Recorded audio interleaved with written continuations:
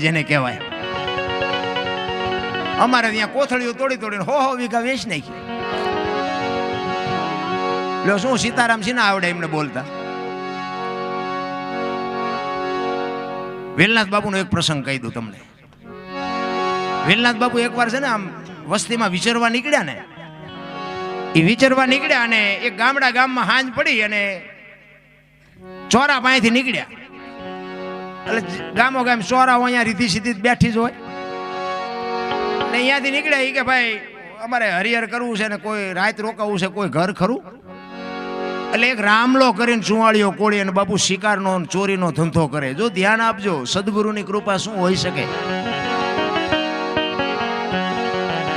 એટલે રામલો કરી અને કોળી અને શિકાર ને ચોરીનો ધંધો કરે. એટલે જુવાનિયા હતા ને એને કીધું કે આ બાપુનો રામલાલ ઘીરે મોકલી દો ને ભલે હું એનું કરે.